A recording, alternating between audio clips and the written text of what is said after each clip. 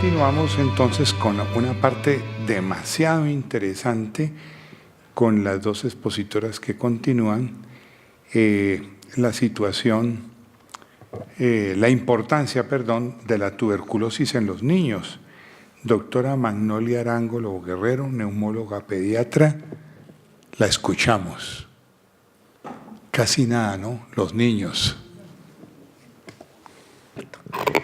Bueno, muy buenas noches. En primer lugar, gracias a la Academia Nacional de Medicina por permitirnos estar con ustedes una reunión más, y a la Liga Antituberculosa. Creo que en varias oportunidades hemos hablado de este tema y puede sonar un poco reiterativo, y el doctor Mendoza dijo en forma muy oportuna que en tuberculosis uno a veces se entristece con la información, pero también hay motivos naturalmente de ser optimistas. Sin embargo, pues si uno mira las cifras, ya siendo realistas, tiene que aceptar que hay situaciones que son bastante preocupantes y que los niños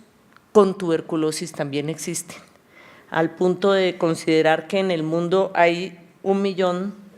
de niños, de los cuales mueren para el año 2014, consolidados de cifras de la Organización Mundial y Panamericana de la Salud, 113.000, con una carga del total más o menos del 10%, en Colombia es menos, es alrededor del 5%, en América hay 10.250 casos de tuberculosis infantil, pero observen ustedes que solo se notifica el 38%, lo cual quiere decir que es un problema gravísimo, que a pesar de existir no podemos encontrar a todos los enfermos, por lo menos los estimados, y en Colombia, aunque bajó un poco en el año 2015, para el 2014 para la Organización Panamericana y Mundial de la Salud se informaron 590 niños en el país. Pero observen ustedes que en 5 años morirán por lo menos 1 millón de niños, y aún más si no hacemos actividades de control que sean verdaderamente efectivas. Y esta frase, que no es mía, sino de la Organización Mundial de la Salud, en un proyecto de trabajo que hay para todo el mundo, en que es la hoja de ruta, digámoslo así, que voy a mencionar al final, dice: después de décadas de haber estado relegada a las sombras y ser mal comprendida, la epidemia de tuberculosis infantil ocupa ahora el centro de la atención mundial. Esto quiere decir que definitivamente se está reconociendo un problema que ha existido siempre, que tenemos niños con tuberculosis, que tenemos niños con formas que son muy graves, y esto constituye un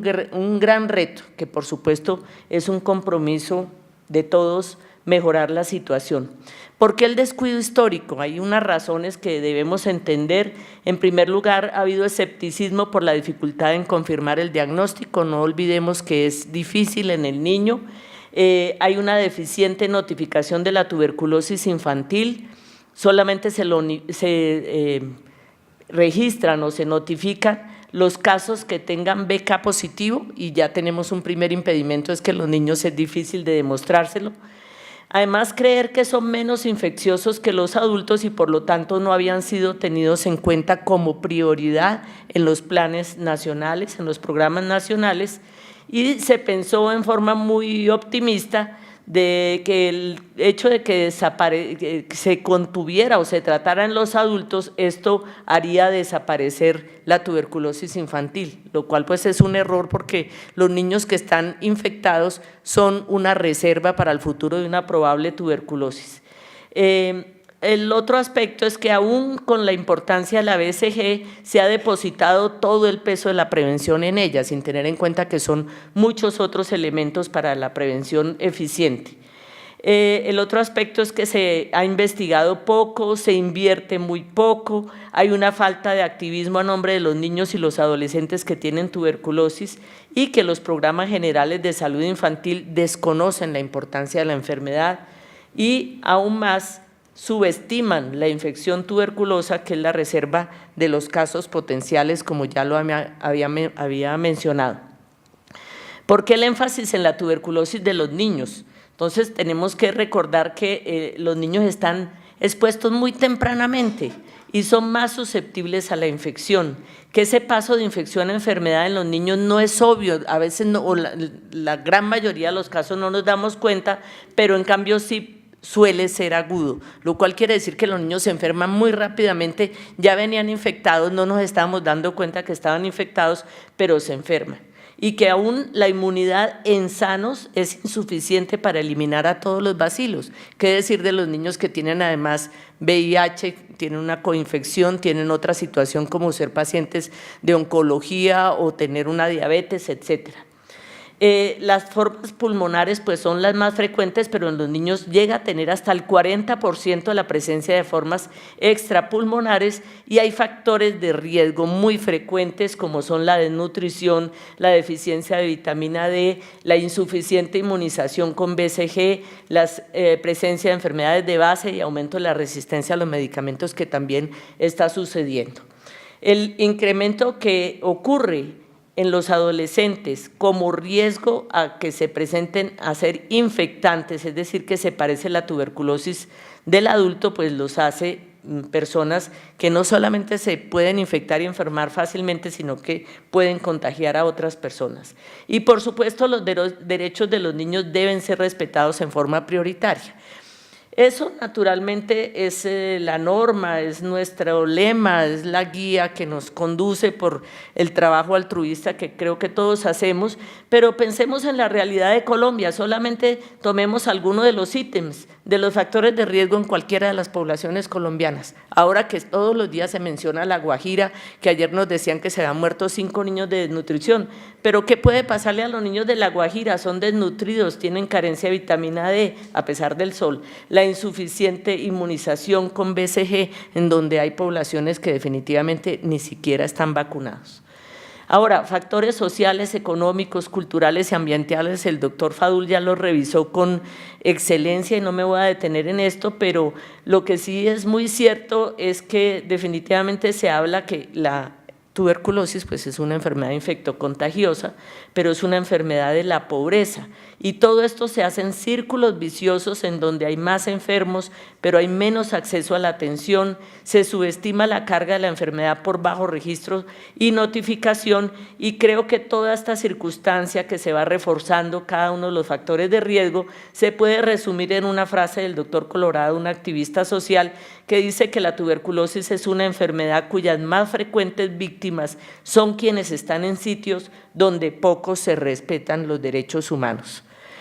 Ahora, si tomáramos cualquiera de los puntos a consideración en la tuberculosis o en las enfermedades de los niños, naturalmente tenemos que considerarla en relación también con las madres. Imagínense que de las mujeres hay 2.900.000 casos estimados con una mortalidad de 410.000 y solo se considera que se detecta el 60% de los casos.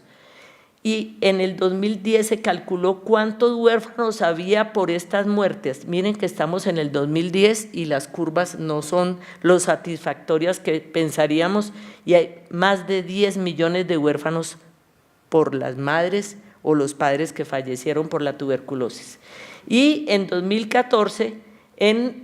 los casos estimados para América, que eran para el mundo, 530.000, murieron, ya les había dicho, 130.000, de los cuales 81.000 fueron VIH negativos, pero 55.000 con VIH. Entonces, eso, pues naturalmente somos optimistas. Cuando uno lee sobre BCG y sabe que ha ahorrado la muerte de 50 millones de niños, pues obviamente qué cosa tan grandiosa. Pero estas cifras nos tienen que hacer reflexionar, como decía muy bien el doctor Fadul, en que hemos hecho mucho, pero nos falta todavía muchísimo por hacer. ¿Cuáles son los factores de riesgo que anota la Organización Panamericana y Mundial de la Salud para los niños, para infectarse y para posiblemente enfermarse? Ser contactos intradomiciliarios o frecuentes con bacilíferos, edad inferior a los 5 años, infección por VIH, desnutrición grave, poblaciones en condición de vulnerabilidad, la marginación, los indígenas, algunos afrodescendientes, los migrantes, los desplazados, los habitantes de las calles, los niños que están recluidos en hogares, etcétera. Pero eso no quiere decir de que todos los niños sean indemnes a la tuberculosis, los que no estén en esta condición, todos son susceptibles, pero naturalmente si hay factores de riesgo asociados, pues lo son mucho más, son vulnerables. Recordemos que en los niños puede haber cualquiera de las formas de tuberculosis que podamos imaginarnos, de cualquier sistema, pero una que llama especialmente la atención es la perinatal porque está aumentando en frecuencia y en gravedad. Los criterios diagnósticos no nos vamos a detener en ellos, pero solamente recordarles que en los niños la clínica tiene poca sensibilidad y especificidad, especialmente en cuáles niños, en los que tienen mayor riesgo. Los desnutridos, los menores de 3 años, el VIH, las infecciones virales o bacterianas, etcétera. Es decir, ya de por sí es difícil el diagnóstico, pero si le sumamos esos factores considerados, pues va a ser más difícil. Y en ellos, lo ideal, naturalmente, como lo recomienda la OPS y la OMS, es tratar de confirmar al máximo el diagnóstico, siempre que sea posible, pero no siempre es posible. Entonces, ¿cómo plantear la atención integral? Por supuesto, la prevención general y con la vacuna, que no es perfecta, pero es la que tenemos y nos ha servido para ahorrar mucho sufrimiento. La profilaxis con isoniazida en los niños expuestos y en las formas latentes, igual en los adultos con VIH. Bueno, hay una serie de grupos en quienes está indicados. La detección temprana de la enfermedad, aplicar los tratamientos en forma estandarizada.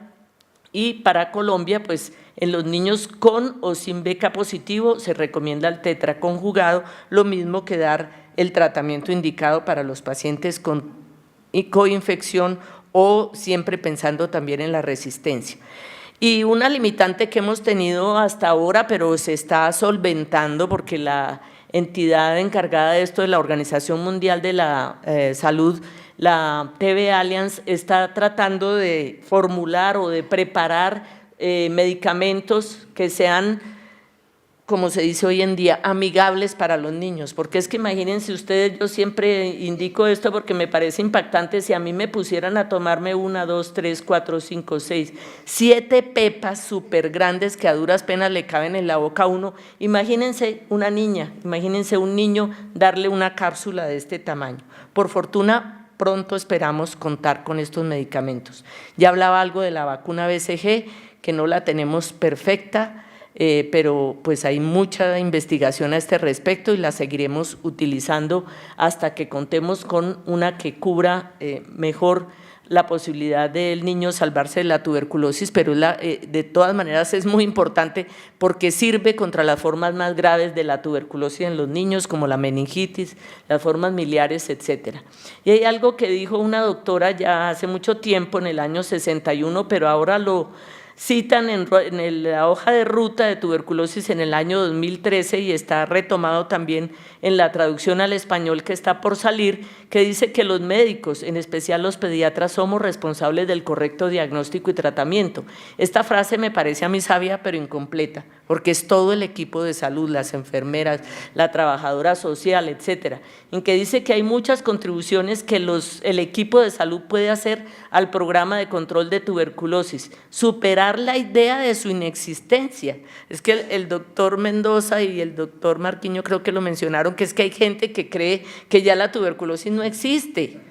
que eso es un problema del pasado y menos piensan que los niños se vayan a enfermar de ese problema. Superar la idea de su inexistencia, hacer conciencia de que es un problema prevalente, porque donde hay adultos con tuberculosis hay niños infectados o enfermos y ninguno es inmune. Un aspecto que ya se mencionó y lo enfatizó el doctor Chávez es recordar que no estamos trabajando con una enfermedad, estamos trabajando con seres humanos y esos pacientes y sus familias requieren un apoyo decidido, entonces tenemos que enfocar el máximo esfuerzo para evitar oportunidades perdidas de la detección de sintomáticos respiratorios, de diagnósticos, de casos índices, contactos, etcétera, etcétera, hacer una integración humanitaria del cuidado y la prevención, hacer un sistema de atención de pacientes con tuberculosis, con coinfección, aquellos que tengan algún grado de resistencia y, por supuesto, partir del trabajo sin discriminaciones ni juicios, con un trabajo que sea lleno de confidencialidad y respeto a los derechos humanos, contando con programas que sean dirigidos o que sean coordinados en conjunto tanto el personal clínico como los voluntarios, el apoyo psicosocial, la movilización social, la educación a padres, pacientes, voluntarios y la comunicación con la familia y con las redes de apoyo. No voy a detenerme en esto por respeto al tiempo, pero sí les recuerdo que está a punto de salir la hoja de ruta que nos da una serie de guías de qué son los puntos en los que debemos trabajar para tratar de conseguir aquello que es un lema de la Organización Mundial de la Salud desde el 2012, que dice que la meta es un mundo con 0 muertes por tuberculosis en los niños, puesto que los niños de hoy deberían tener la esperanza que un día vivirán en un mundo donde nadie se enferme de tuberculosis, no importa la raza, ni el color, ni la procedencia, ni el credo, y tenemos que estar seguros que para controlar la tuberculosis se requiere el mejoramiento real de las condiciones de vida de los niños y sus familias. La solución es responsabilidad de todos, el Estado, los sistemas, las familias, nosotros. Y por eso creemos que, como lo dice la hoja de ruta, no debe haber más muertes, no debe haber más llanto, y unidos debemos estar para ponerle fin a la tuberculosis. Muchas gracias.